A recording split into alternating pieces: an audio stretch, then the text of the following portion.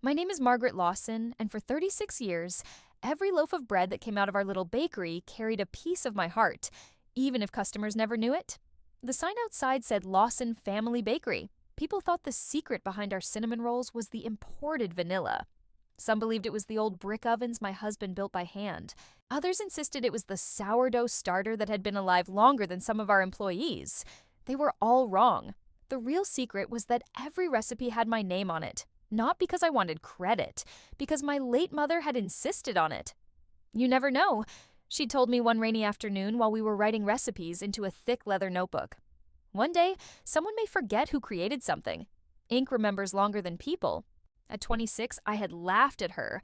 At 62, those words would save everything. Our bakery sat on the corner of Maple and Jefferson in the small town of Ashford, North Carolina. Every morning began exactly the same. I unlocked the front door at 4:30. The bells above it jingled softly before the town was awake. The smell of butter, cinnamon, and fresh yeast wrapped around me like an old friend. Some people meditate. Some people pray. I kneaded dough. The rhythm had become part of who I was. Flour dust settled onto my apron before sunrise. Coffee brewed in the old silver pot that had survived 3 renovations. The mixers hummed, the ovens warmed, the building slowly came alive. There were mornings when I could identify every employee simply by their footsteps. Ethan shuffled. Maria walked quickly. Old Mr. Jenkins always cleared his throat before saying good morning. That was home, not the house where I slept. This bakery. My husband, Robert, had passed away 7 years earlier after a sudden heart attack. He had built the display cases, installed every shelf, painted every wall. Whenever sunlight hit the front windows around 9 in the morning, I could almost imagine him standing behind the register with flour on his cheek, smiling because another customer had walked through the door. After he died, people expected me to sell the business. Instead, I worked harder. Not because I needed the money, because closing the bakery would have felt like losing him twice. Our daughter, Vanessa, was 34, bright, driven, confident. She'd graduated from one of the best business schools in the country before spending almost 10 years working for a national restaurant chain. When she finally came home, I believed she had returned because she loved the bakery as much as I did. Looking back, I realized she came home because she believed she could build something better than what I had already built. Those are very different reasons. Still, I welcomed her. Proud mothers often mistake confidence for wisdom. I certainly did. At first, everything seemed wonderful.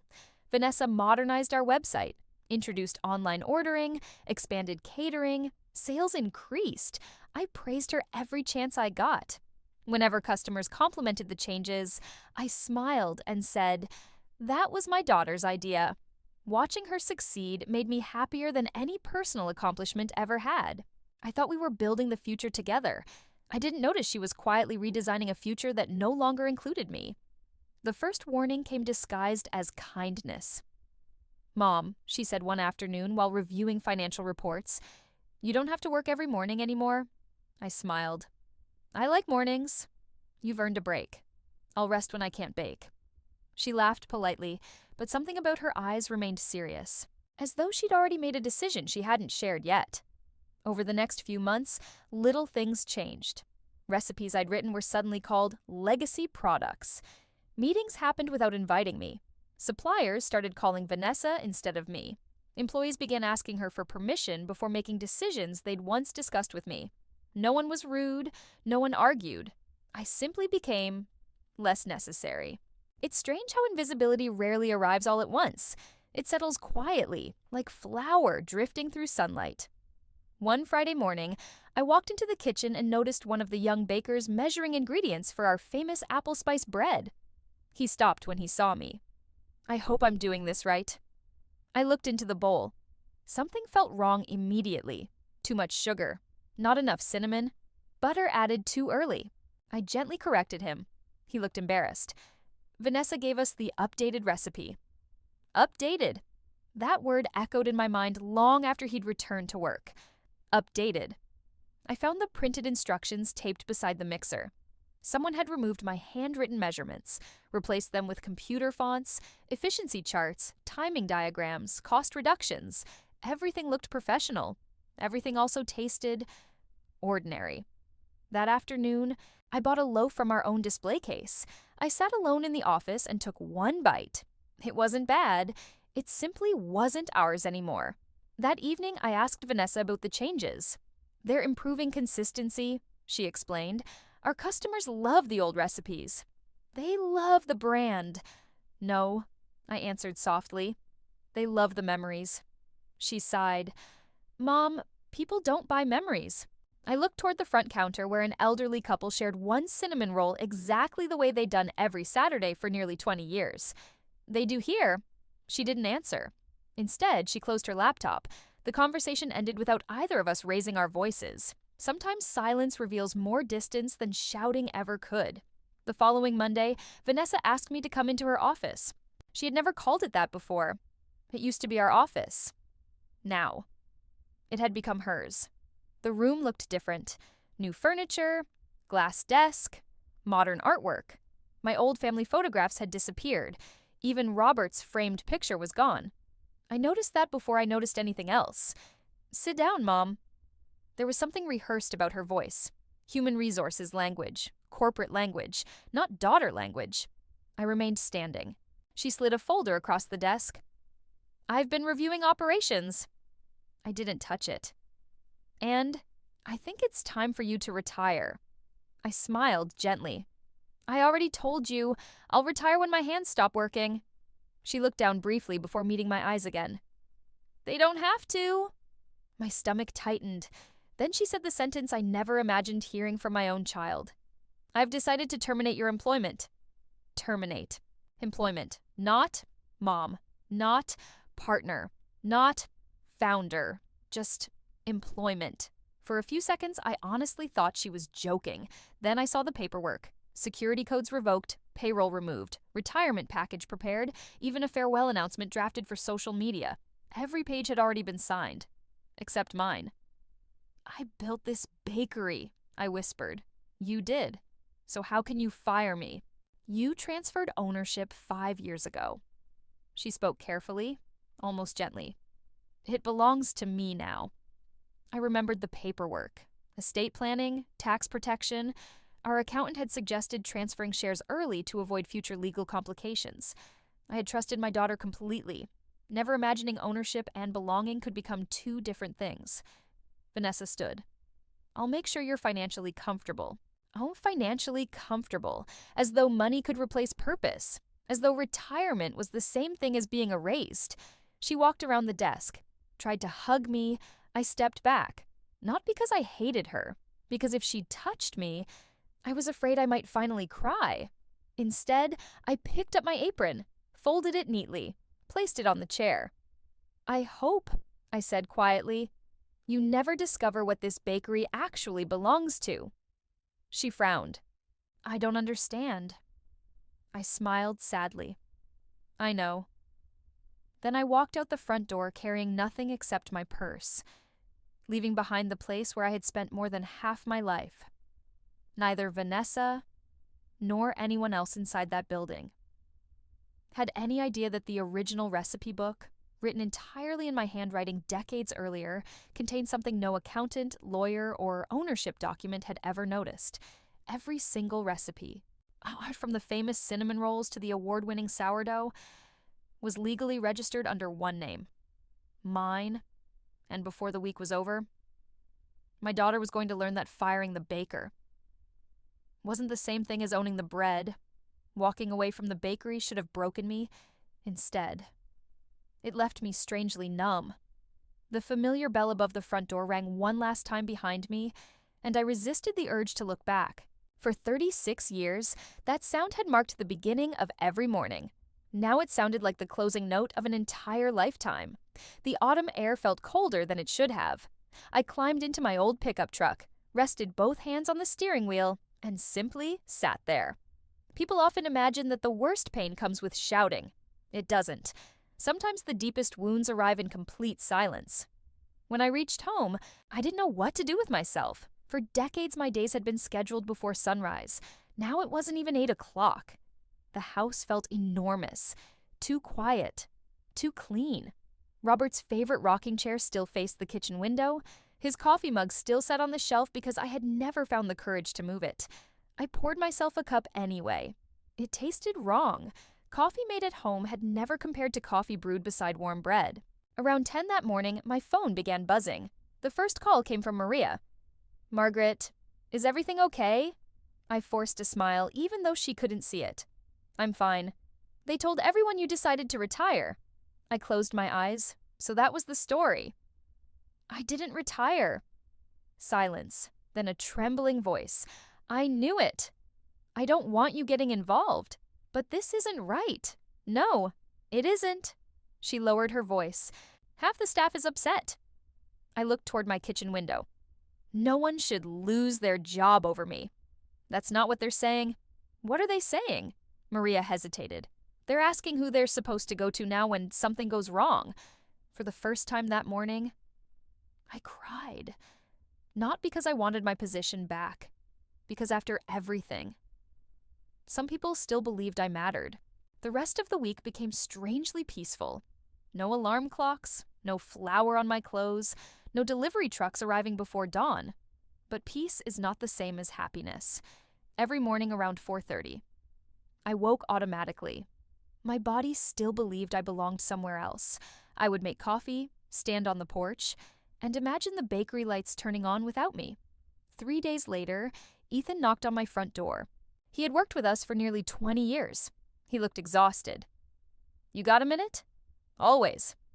He stepped inside carrying a white bakery box. "I brought you something." I opened it. Inside sat 6 cinnamon rolls. Our cinnamon rolls. Or at least, they were supposed to be. One glance told me everything.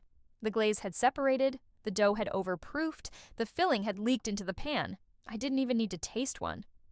"They're dry." Ethan nodded. "Customers noticed." "Already?" "They've been noticing all week." He rubbed the back of his neck. "Vanessa keeps saying people will adjust." I smiled sadly. People don't adjust to losing comfort. They've started leaving reviews online. "What kind?" "They say everything tastes different." Different. That word again. Businesses rarely fail overnight. They fail one disappointed customer at a time. Then Ethan said something that made my heart sink. "She's cutting ingredients." I looked up. "What do you mean?" "The imported butter, the Madagascar vanilla, the fresh cream. They've all been replaced." I closed my eyes. Those weren't luxury ingredients. They were the reason customers drove 40 minutes just to buy birthday cakes. Robert used to say, "If people remember your bread tomorrow, they'll come back next week." Vanessa had a different philosophy. "If the numbers look good today, tomorrow will take care of itself." Ethan pulled out his phone.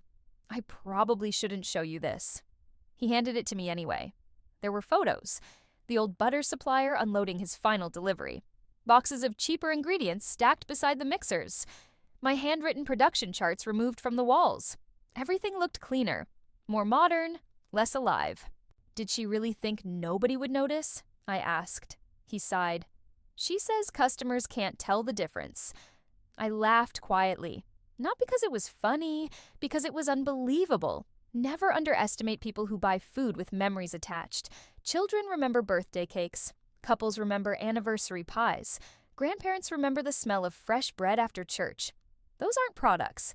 They're emotional landmarks. And emotional landmarks can't be recreated with cheaper butter. That Saturday, curiosity defeated pride. I parked across the street from the bakery. I stayed inside my truck, watching. The morning rush had always stretched around the block. Families, construction workers, teachers, police officers. Everyone stopped by. Now. The parking lot looked strangely empty. A few customers entered. Several walked back out carrying nothing. Something was already changing. I noticed an elderly man named Mr. Holloway standing outside with a paper bag.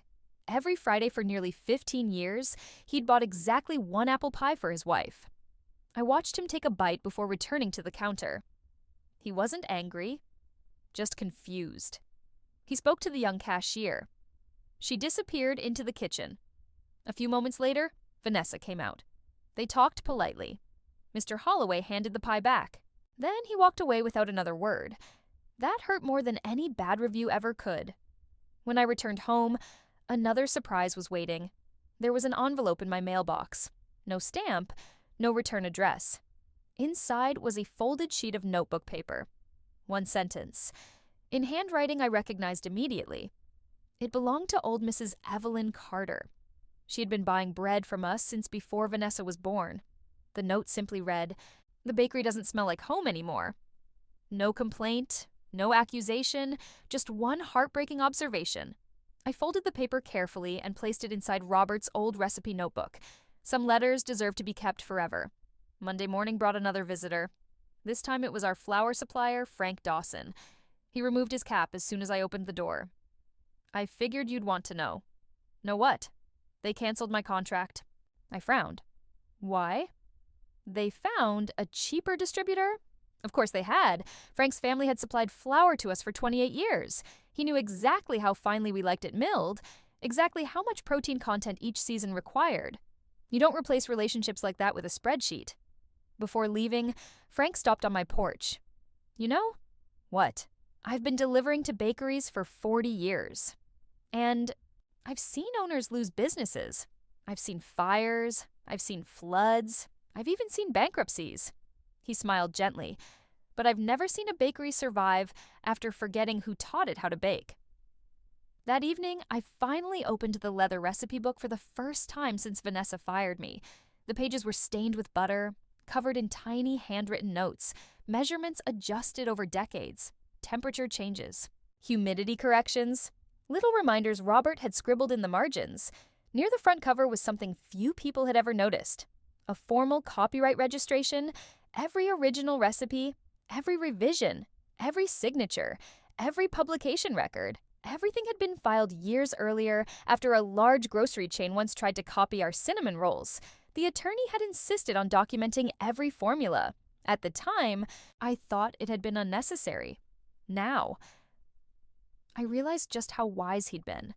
Ownership of the building, ownership of the business, and ownership of the recipes were three entirely different things. Vanessa had inherited the bakery, but she had never inherited the heart that made it famous, and judging by the empty parking lot, the town was beginning to notice. The question was no longer whether my daughter could run the bakery without me. The question was how long she could survive before she was forced to admit that every loaf she'd been selling still belonged to the woman she'd shown the door. For 2 weeks, I stayed away. No phone calls, no surprise visits, no attempts to change Vanessa's mind. If there was one lesson life had taught me, it was this: you can't force someone to value what they believe they no longer need. Sometimes, reality has to become the teacher. I filled my mornings with things I'd ignored for years. I planted tomatoes behind the house, repainted the porch swing Robert had built the summer before he died, even took long walks through Ashford's old neighborhoods. People recognized me everywhere. "Enjoying retirement?" they'd ask. I'd smile politely. "It's different." I never corrected anyone. There was no point embarrassing my own daughter in front of the town. No matter what she'd done to me, she was still my child. A mother's heart doesn't stop protecting her children simply because they've broken it. One Thursday afternoon, my peaceful routine ended. The phone rang just after lunch. The caller ID showed a name I hadn't seen in years: Daniel Brooks, our family attorney. I answered immediately.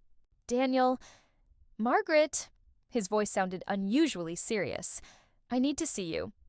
"Is something wrong?" "I'd rather explain in person."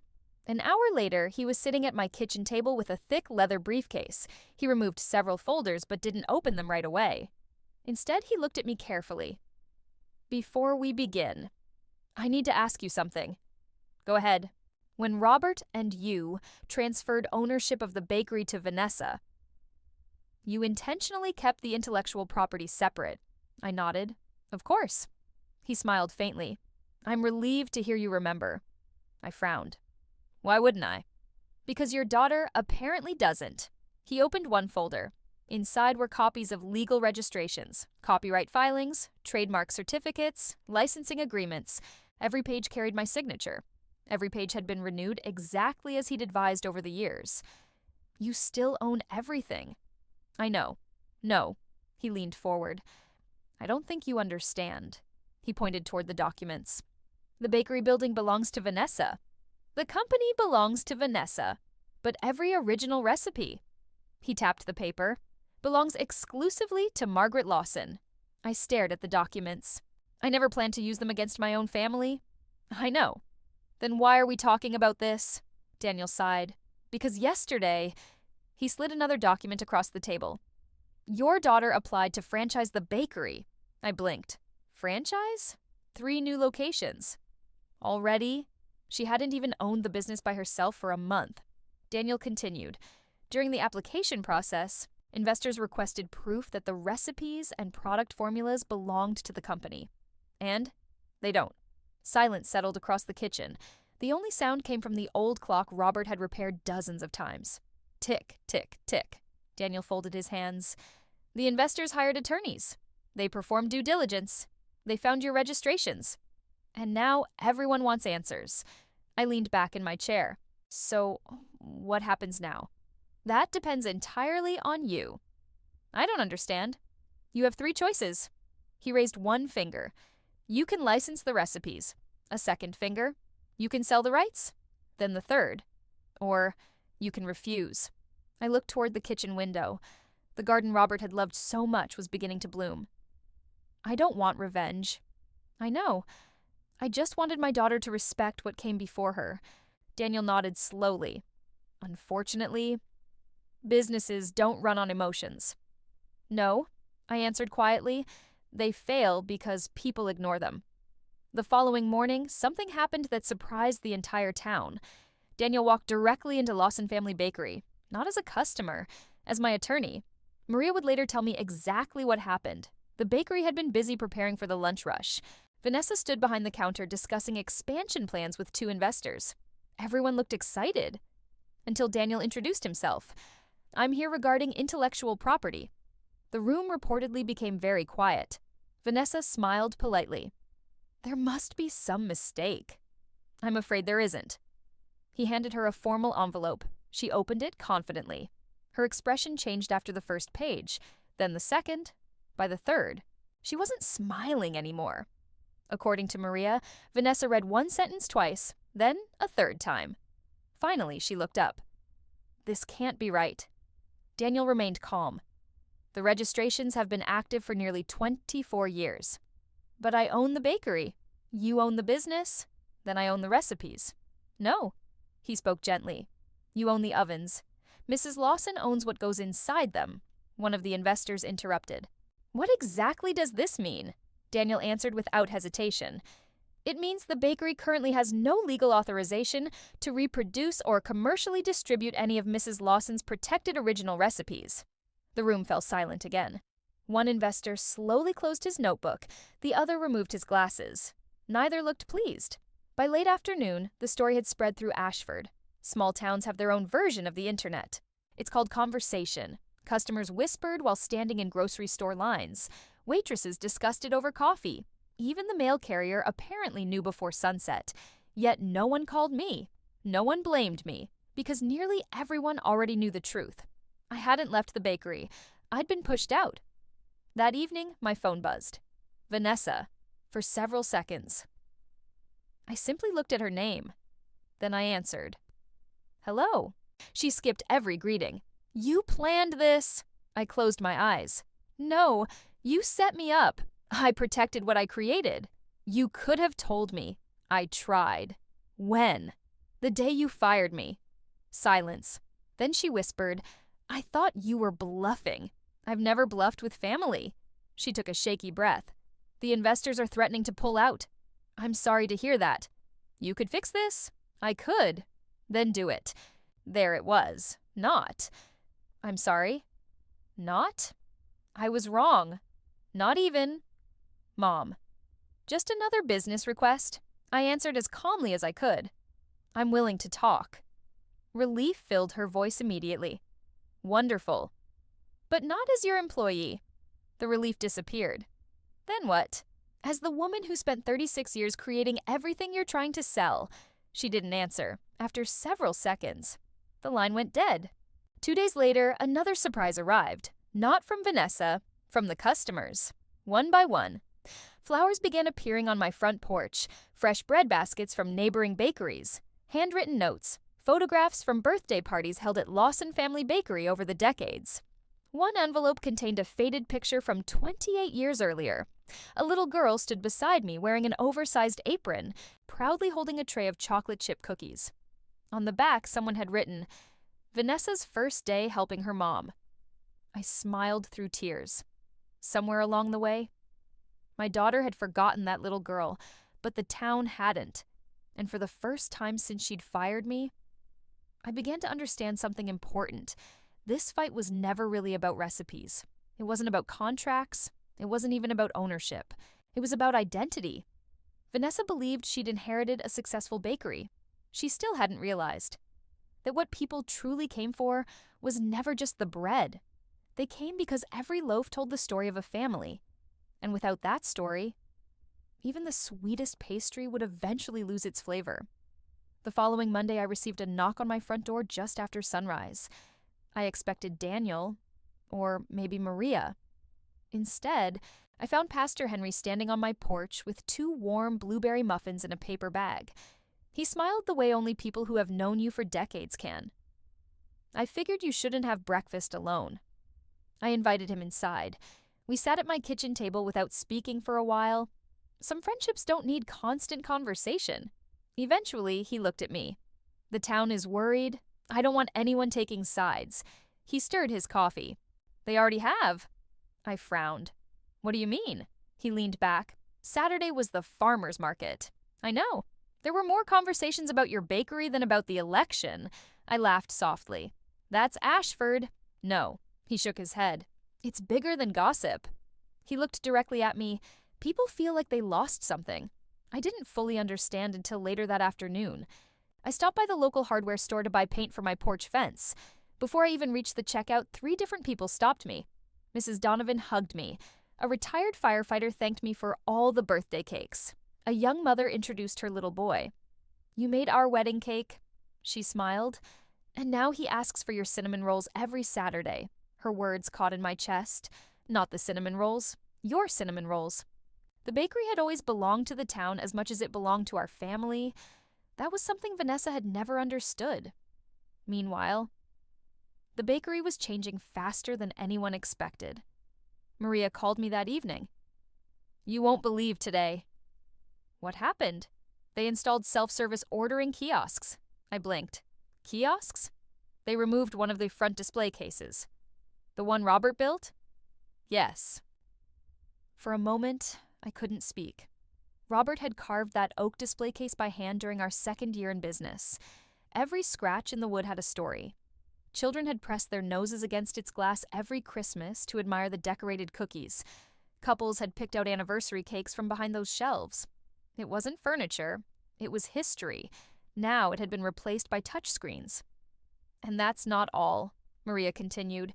"They've started freezing dough." I almost dropped the phone. "Frozen?" "They say it'll save labor costs." I closed my eyes. Fresh bread doesn't simply feed people, it welcomes them. The smell drifting through the front door every morning had always been our greatest advertisement. Frozen dough couldn't replace that. No marketing campaign ever could. By Wednesday, online reviews had become impossible to ignore. Some praised the faster service. A few liked the new modern look. But the overwhelming message repeated itself again and again. "The bakery has lost its soul." It feels like every other chain now. The pastries look beautiful, but don't taste the same. "I miss the old Lawson Bakery." Vanessa responded personally to many of the reviews. She thanked customers, promised improvements, explained that change takes time, but every explanation sounded like a business statement. None sounded like the daughter of the woman who had taught half the town how to bake pies. That Thursday, Daniel called again. "The investors want a meeting?" "With me?" "Yes. I have nothing to sell." "They know." "Then why?" "They don't want recipes. They want answers." We met Friday afternoon in a conference room at a small law office downtown. There were 4 investors, 2 attorneys, Daniel, and me. The youngest investor spoke first. "Mrs. Lawson, I've heard wonderful things about you." I smiled politely. "I'm sure you didn't invite me here for compliments." He smiled. "No, we invited you because we don't understand." "What don't you understand?" You own intellectual property worth millions. You could demand almost anything, yet you've done nothing. I folded my hands. What exactly do you think I want? One woman answered confidently. Control. I shook my head. Money? Another shake. Revenge? I smiled sadly. If revenge had been my goal, I would have acted the day I was fired. The room became quiet. Then I told them something none of them expected. I don't want the bakery back. Every head lifted. I want my daughter to remember why it existed in the first place. One investor frowned. With respect. That sounds sentimental. It is, I answered calmly. So is baking. He looked confused. I continued. If this business were only about profit, it would have closed during the recession. It would have closed after Robert died. It would have closed during the pandemic. But people kept coming. Do you know why? No one answered. Because they trusted us. You can't put trust on a balance sheet. The oldest investor slowly nodded. I think I understand. No, I smiled gently. I don't think you do. I reached into my purse and removed a faded recipe card. The edges were stained with butter. This is the first cinnamon roll recipe my mother taught me. I handed it to him. It isn't valuable because of the ingredients. It's valuable because 4 generations of one family stood around a table making them together. He stared at the handwritten card for several seconds before carefully giving it back. For the first time that afternoon, nobody mentioned money. Across town, Vanessa faced another difficult day. Maria told me later that a delivery truck had arrived carrying dozens of frozen pastries from a commercial supplier. Employees looked at one another in disbelief. One young baker quietly whispered, "Why are we even calling ourselves a bakery anymore?" No one answered, because everyone was thinking the same thing. Late that evening, my phone rang once more. This time, it wasn't Vanessa. It was my grandson, 12-year-old Noah. His voice sounded unusually quiet. Grandma. Hi, sweetheart. Can I come see you tomorrow? Of course. He hesitated. Mom doesn't know I'm calling. My heart sank. Did something happen? He stopped. I miss baking cookies with you. Tears filled my eyes instantly. For years, Noah had stood on a little wooden stool beside me every Sunday afternoon. He never cared if the cookies looked perfect. He just liked making them together. Come over after school. Really? I'll have chocolate chips ready. His laugh sounded exactly like Robert's, for the first time in weeks. I smiled without forcing it. The next afternoon, Noah arrived carrying his old blue apron, the same one I'd embroidered with his name when he was 6. As we mixed flour and butter together, he looked up at me. Grandma, can I ask you something? Anything. Is Mom mad at you? Children have a way of asking the questions adults avoid. I don't think she's mad. Then why don't you come to the bakery anymore? I paused before answering. Sometimes grown-ups become so busy proving they're right that they forget how to listen. He nodded as though he understood more than any 12-year-old should. Then he asked the question that stopped me cold. Do you think Mom forgot that you taught her everything? I looked down at the dough between my hands. Maybe she had, or maybe she had spent so many years trying to step out of my shadow that she'd accidentally walked away from the light altogether. As Noah placed our cookies into the oven, I realized something neither Daniel nor the investors had seen. The future of Lawson Family Bakery wasn't sitting in a boardroom. It wasn't hidden inside legal contracts. It wasn't even written inside my recipe book. It was standing beside me, covered in flour, waiting patiently for someone to teach him that the most important ingredient in any family recipe was never butter. It was love passed from one pair of hands to the next. The first snowfall of December arrived earlier than anyone expected. Ashford looked beautiful beneath a thin blanket of white. Every year, our bakery had celebrated the first snow with free hot chocolate for children and gingerbread cookies shaped like snowflakes. It had been Robert's favorite tradition. He used to say that no child should watch snowfall with empty hands. I wondered if Vanessa had remembered. The answer came before noon. Maria called. They canceled the winter festival. I frowned. What happened? There weren't enough pre-orders. That had never happened before. Not once in 36 years. By the end of the week, more bad news followed. The investors officially postponed the expansion project. Several catering contracts had quietly disappeared. The town's largest law firm moved its annual Christmas party to another bakery. Even the elementary school chose a different business to supply cookies for the holiday concert. None of it happened because people hated Vanessa. It happened because people no longer recognized Lawson Family Bakery. Customers don't abandon traditions overnight. They simply stop creating new memories where the old ones no longer exist. One afternoon, Daniel stopped by my house again. This time, he wasn't carrying legal folders. He carried a newspaper. He placed it on my kitchen table without saying a word. The front page featured a photograph of the bakery. The headline read, "Ashford Landmark Struggles Through Biggest Holiday Season." In decades, I stared at the picture. The windows looked beautiful. Fresh paint, Christmas decorations, perfect lighting. Yet somehow, the building looked lonely. Daniel finally spoke. "She's losing money." "I figured. More than you realize." I sighed. "I never wanted this." "I know." He hesitated before adding, "She mortgaged part of the property." That made me look up. "What?" "To finance the renovations."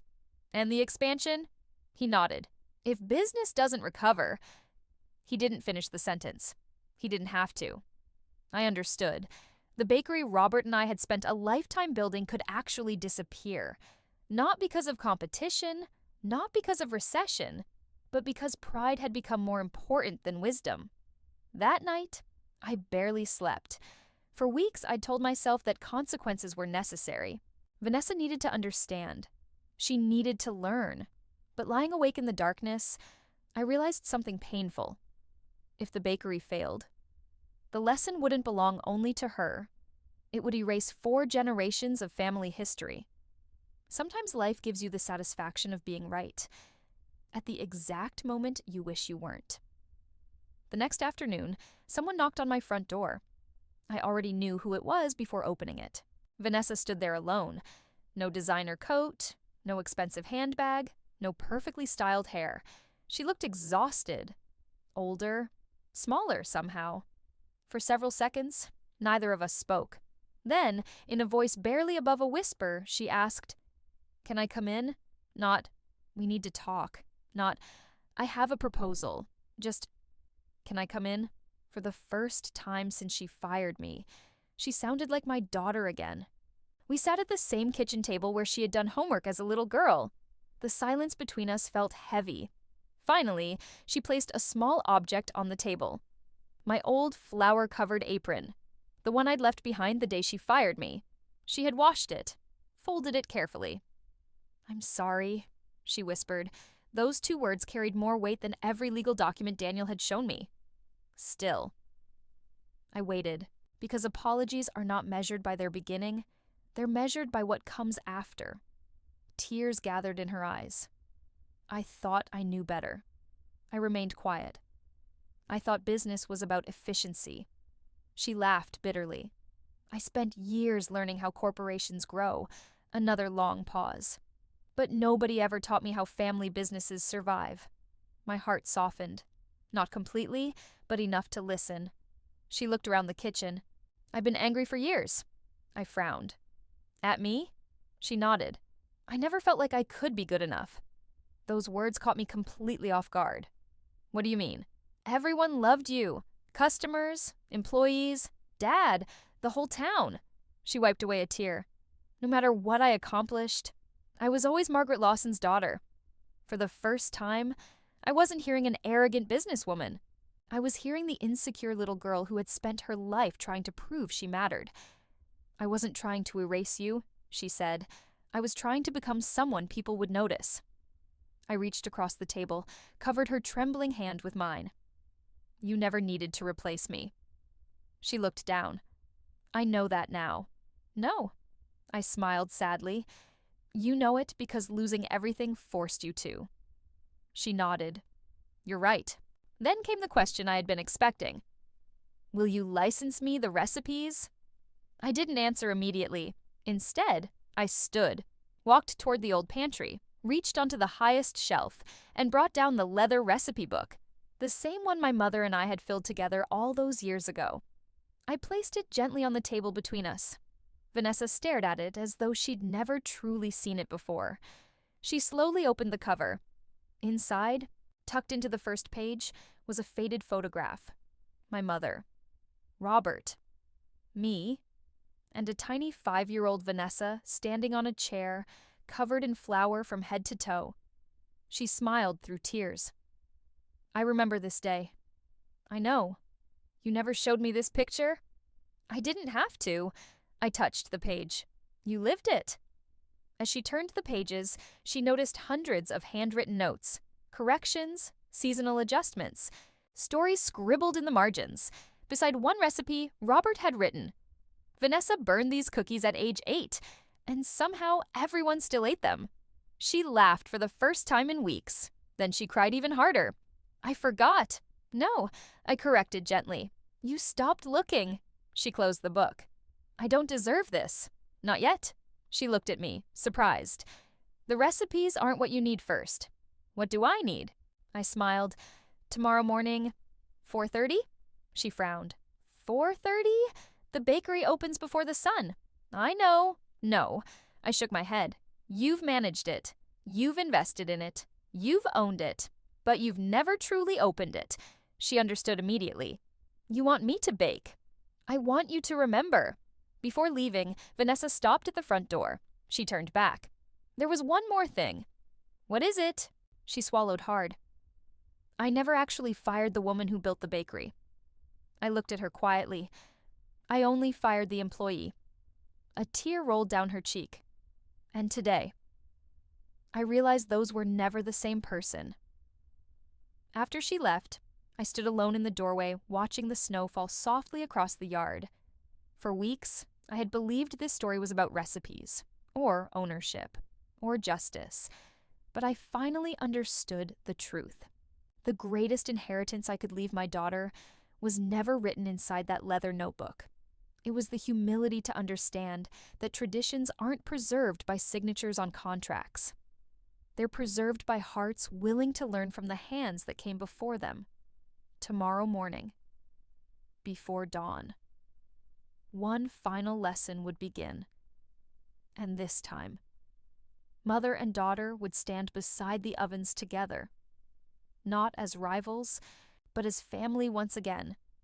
The next morning, my alarm rang at 4 o'clock. For the first time in almost 2 months, I put on my apron, the same one Vanessa had returned to me. I tied the strings behind my back and caught my reflection in the hallway mirror. There was more gray in my hair than when I had first opened Lawson Family Bakery, more lines around my eyes, more memories than I could count.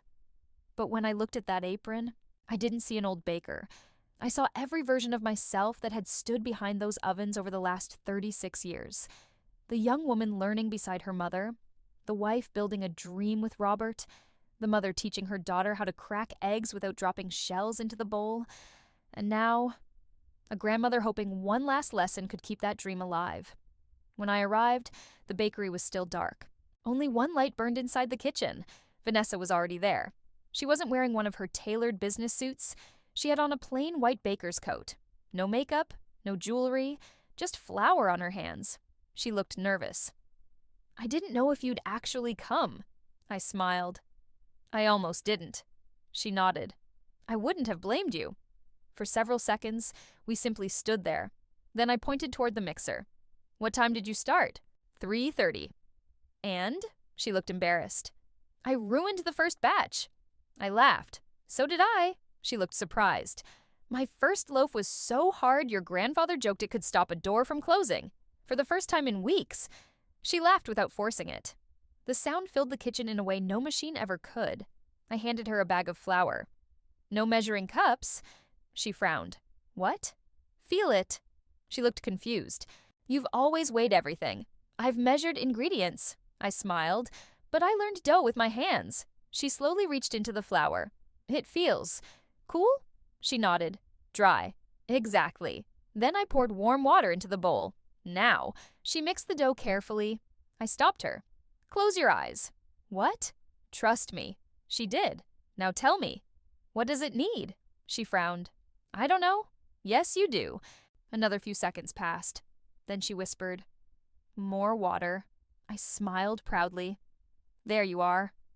The sun hadn't even risen when the first trays entered the ovens. The smell drifted through the bakery exactly the way it always had. Butter, yeast, brown sugar, cinnamon, for the first time in months. The building smelled like home again. Maria walked into the kitchen carrying coffee. She froze, her eyes filled with tears. You two?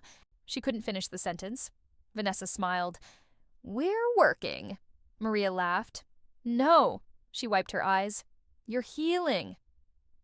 By 7 o'clock, customers had started lining up outside. None of them knew I was back. They simply noticed something familiar floating through the cold December air. The smell, word spread faster than anyone expected. By 8. The line stretched halfway down the block, exactly the way it used to. The first customer through the door was Mr. Holloway, the same man who had returned the apple pie weeks earlier. He looked around carefully before spotting me behind the counter. His face lit up. I knew it. I laughed. Knew what? I could smell the difference from the parking lot. He bought 1 apple pie, took a bite before leaving, closed his eyes, then smiled. Welcome home. 3 simple words. Yet they meant everything. The rest of the morning felt almost unreal. Children pointed excitedly toward the cookie display. Older couples lingered over coffee instead of rushing out. Construction workers joked with Maria while waiting for fresh biscuits. It wasn't just business returning, it was belonging. Around noon, Daniel arrived carrying another folder. I couldn't help smiling. You really do love paperwork. He laughed. Today, it's good paperwork. He placed a single document on the counter. A new licensing agreement? I looked at Vanessa. She looked back at me. I don't want to own your recipes anymore, she said quietly. I want to earn the right to protect them. That was the first truly wise business decision she'd made. Daniel explained the agreement. The recipes would remain legally under my name for the rest of my life. After that, they wouldn't transfer to a corporation, or to investors, or even automatically to family. Instead, they would become part of a newly created family trust. One rule set at the top of the first page: no recipe could ever be altered for profit alone. Every future generation would have to protect both the quality and the traditions behind them. I signed, then Vanessa signed, not as someone taking ownership, as someone accepting responsibility. There is a difference, a very important one. A week later, the town gathered for the Christmas tree lighting festival. For decades, Lawson Family Bakery had donated thousands of cookies. This year, we stood together behind the booth, me, Vanessa, Maria, Ethan, even Noah. My grandson proudly handed cookies to children wearing the same little blue apron he'd worn in my kitchen. At one point, he tugged on my sleeve. Grandma? Yes, when I'm older. Will you teach me the secret recipe? I smiled. I already am. He looked confused. But we haven't opened the recipe book. I knelt beside him. The secret was never inside the book. It wasn't. I shook my head. The secret is caring enough to make someone feel loved before they even take the first bite. He thought about that for a moment, then nodded. I can do that. I know you can.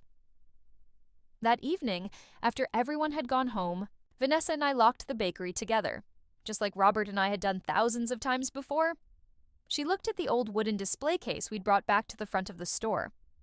I almost threw this away. I ran my hand across the worn oak. Thankfully. You didn't? She smiled. I've learned something. What? Old doesn't mean outdated. Sometimes it means proven. I squeezed her shoulder. Now you're thinking like a baker.